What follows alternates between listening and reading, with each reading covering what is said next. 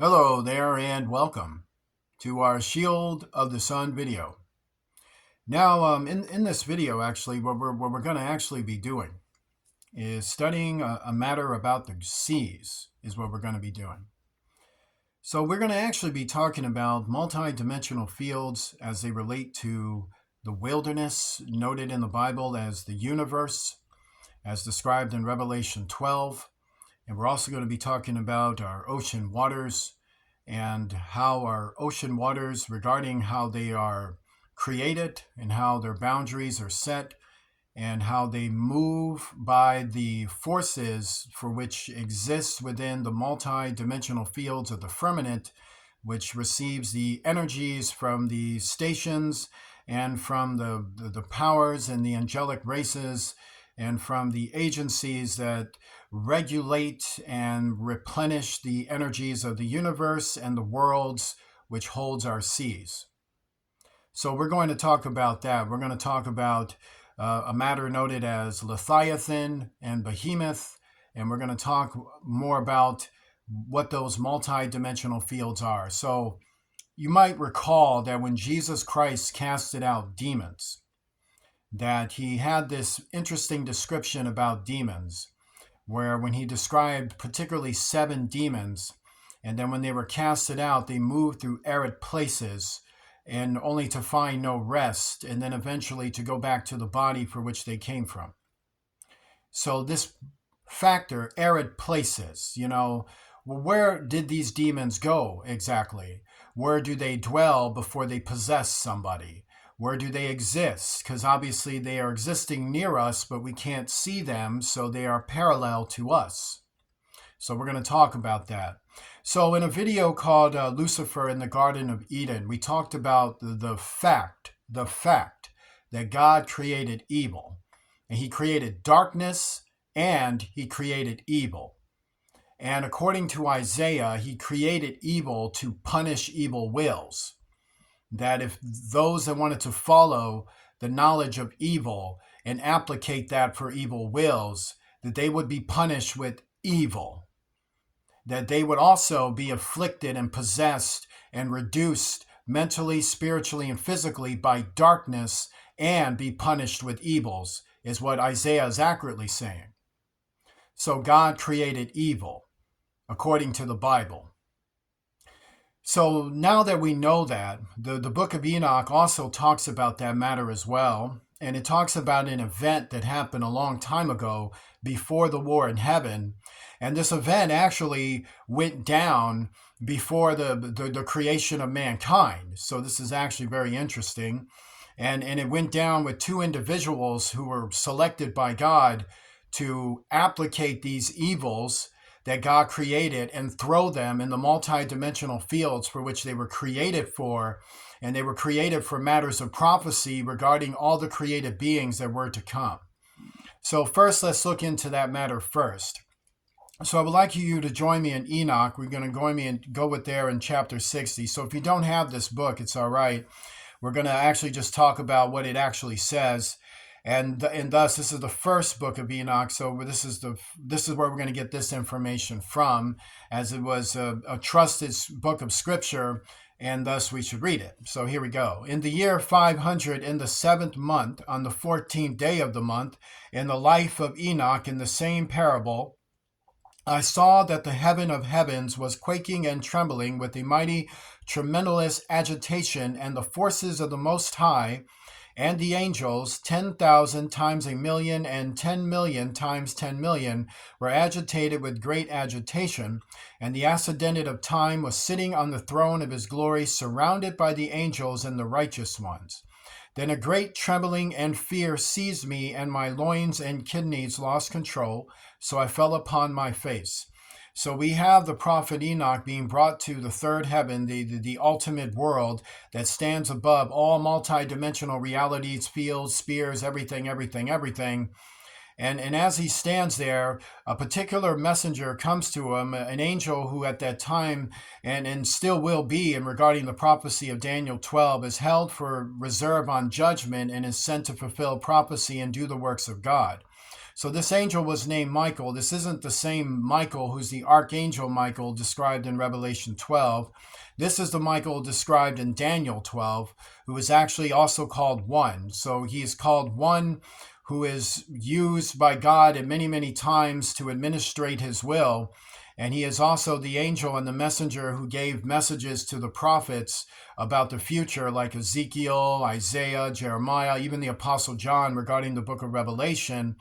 And he was one of the angels who accompanied Jesus Christ in his mission, and was one of the angels that was seen at the resurrection when Mary looked into the tomb and saw two messengers in there. And so according to the Bible, he sits at the left-hand throne of God, and he had committed sins that were for which, like mankind, they had rejected the will of God toward the end and were brought down into the universe where mankind was to be born on earth, as they lost the place of Eden. And this angel was to be held in judgment and then given over to earth and mankind to fulfill prophecy in Isaiah, and then also to fulfill prophecy in Daniel 12 as well. And that would be his last pit stop before he returns to heaven, according to the Bible. And so at this time, in this very long ago time, the angel One, whose name is Prince Michael, he is the one being chosen to speak to Enoch about this matter that we're discussing for this series. So Michael is going to tell Enoch this particular thing. Then Michael sent another angel from among the holy ones, and he raised me up. So why does Michael, one from the Bible, have to do that? Well, we've already explained it, that he is being held in reserved as on judgment. So obviously he's not at the par of the angels that are in the third heaven, who have this incredible power to heal and do these miraculous things. Michael can do miraculous things, but at the point of the ready, he can't calm somebody down in the midst of receiving this power of the third heavens. Someone from the third heavens was going to have to come do that, as that is something Michael was not able to do at that particular juncture. So Michael calls for a more powerful angel than him to come and heal Enoch's agitation, his fears. And then when that happens, and when he had raised me up, my spirit returned, for I had fainted, because I could not withstand the sight of these forces, and because heaven has stirred up and agitated itself. Then Michael said unto me, What have you seen that has so disturbed you? This day of mercy has lasted until today, and he has been merciful and long-suffering toward those that dwell upon the earth. And when this day arrives, and the power, the punishment, and the judgment, which the Lord of the spirits has prepared for those who do not worship the righteous judgment, for those who deny the righteous judgment, and that is to say God. That's to say God and his will. So he is speaking on that. And for those who take his name in vain, that's confirming it, it will become a day of covenant for the elect and inquisition for the sinners. So Prince Michael tells Enoch about judgment. He's telling them that you're going to see events that pertain to everything I just said. You're going to see events involving judgment from this time forth, even from before this conversation, and all the way until the end. And so you are seeing judgments. You're going to see the power behind these judgments. What was the evils that motivated those who had to be subjected to these judgments, and how these evils pertain to his present age and the age all the way to the final age. On that day, two monsters will be parted. So that's to say, the day when all evil wills is destroyed, the day when it's all ended. And then also it is to actually accurately is to say that in the beginning, when they're first formed, they were parted, but they were also parted to be held and separated until the day they have to be brought back together and then pulled apart in destruction. So that's actually the accurate information. So until the meantime, they were joined, and then they're going to be separated. And when they're separated, they'll remain separated until the final day when they're joined back together in order to be destroyed once and for all time. So what we have are two monsters will be parted. So this happens all the way in the past. One monster, a female named Leviathan, in order to dwell in the abyss of the ocean over the fountains of water. So what does that mean? That is to say, over the fountains of water is to say the source of where elements come from. So that is to say, to dwell in the abyss of the ocean is to say to dwell in a location, in a multi-dimensional field that is actually energizes and infuses all the dark multi-dimensional spheres. So it is to say a station that infusionates all evil spheres in this one location, which is in the wilderness. So it's located in a place, in an area that holds a lot of power. In fact, all the power on that end, the energies that infuses all the other energies of the multidimensional fields of the wilderness and the seas. So that is to say, to understand our ocean waters, where does the energies of the ocean waters come from as our ocean waters move with space and time energies? Like, to understand the moon's energies moves the waters. The sun's energies moves the waters. Where do those energies come from? They're coming from the seas of the wilderness. So to understand, the Bible also says that space is called seas as well. And then we have seas that are on earth. So we have to understand that the reason why the space in our waters have that connection of seas is because their energies infused together. So that's according to Genesis, and that's according to Job and Psalm reveals that to us. So now that we do understand that, we have this being that has been pulled apart from its other counterpart, and it's called a female named Leviathan. This is not Lucifer. This is not one of the angels. It's not one of the powers. It's not one of the dragons. It's not one of any of the other races of powers or any races of mankind or any races of the angels.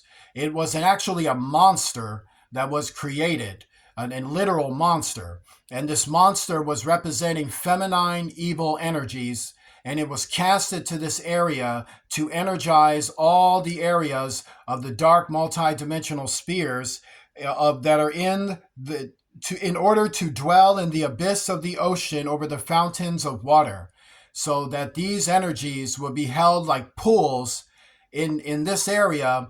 And that massive pool will pour pools into these other multidimensional dark spheres of the regions of the wilderness and the regions of the ocean waters of the worlds of space, including Earth and her ocean waters.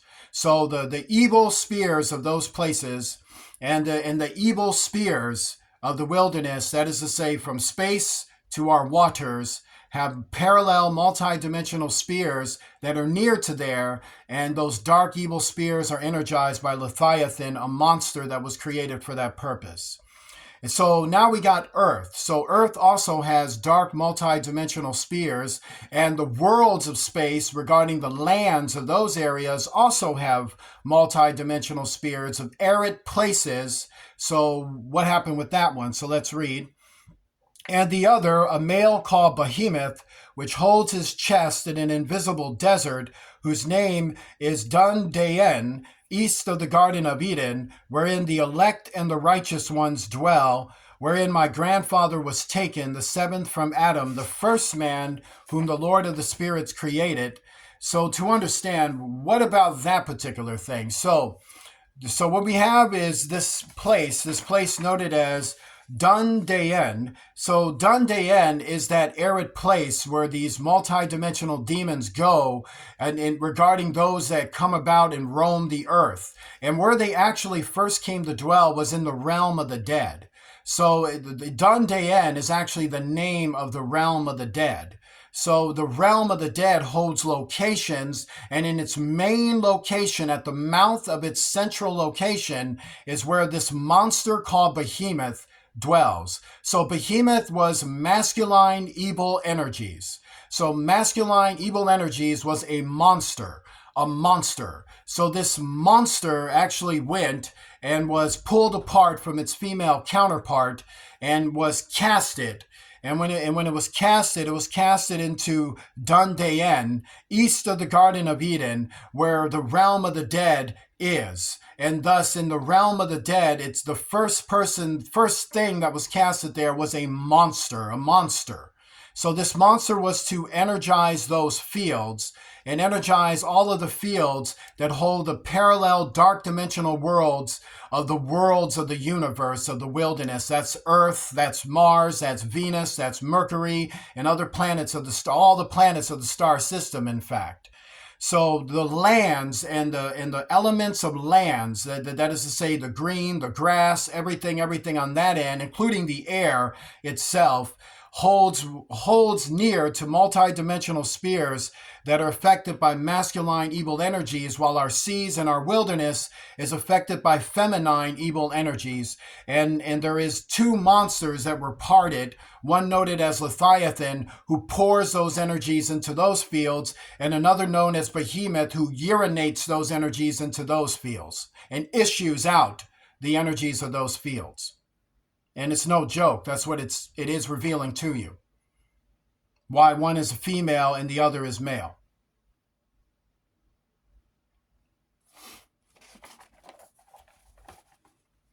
So let's read more. Then I asked the second angel in order that he may show me how strong these monsters are. As to say, he went and asked that angel that healed him, how they were separated on this day and were cast, the one into the abysses of the ocean and the other into the dry desert. And he said to me, you son of man, according to the degree to which it will be permitted, you will know the hidden things. So that angel actually is still ordering Prince Michael to initialize that process.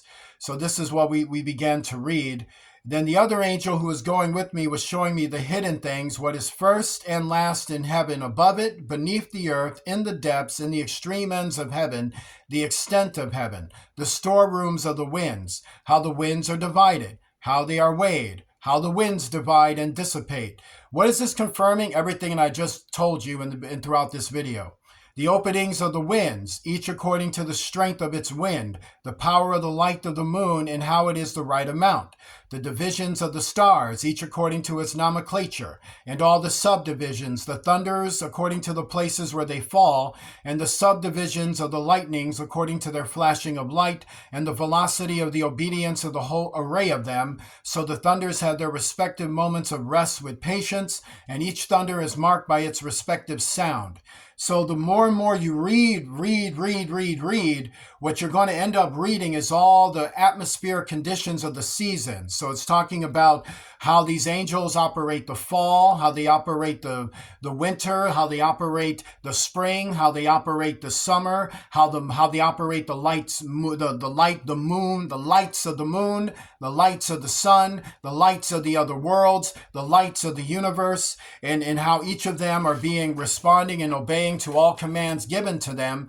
And so it is telling you that these dark multi-dimensional spheres are near to the atmospheric occurrences that occur throughout all the universe of the worlds of space and all the celestial activity that takes place in the universe and how they dwell near to those activities. So now we read this particular thing here. These two monsters are prepared for the great day of the Lord when they shall turn into food, so that the punishment of the Lord of the spirits should come down upon them, in order that the punishment of the Lord of the spirits should not be issued in vain, but slay the children with their mothers and the children with their fathers. When the punishment of the Lord of the spirits comes down upon everyone, after that there shall be the judgment according to his mercy and his patience. So it is letting you know that there will come a time when these two come back together again. So when they're unified again, this is the day, the final day, when the evil wills are being destroyed, and these two monsters will then are prepared for the great day of the Lord. That's to say, when all the destruction of evil wills happen, when they shall turn into food. So therefore, the sinners will have to eat these things, and then they are devoured with what has filled them up throughout all of their pride and sinful ways for which they're going to die for. With that being stated, join me in a prayer. Our Father, who art in heaven, hallowed be thy name. Thy kingdom come, thy will be done, on earth as it is in heaven. Give us this day our daily bread. Forgive us of our debts, as we forgive those who are our debtors. Lead us not into temptation. Deliver us from evil, for thou art with us. For thine is the kingdom, power, and glory, forever and ever. In the name of Jesus Christ, the King of heaven. Amen. If you'd like to donate to Shield of the Sun, please do so using Cash App, the $ Shield of the Sun, spelled in small case letters closed together. I want to say God bless you to each and every one of you. I shall see you soon.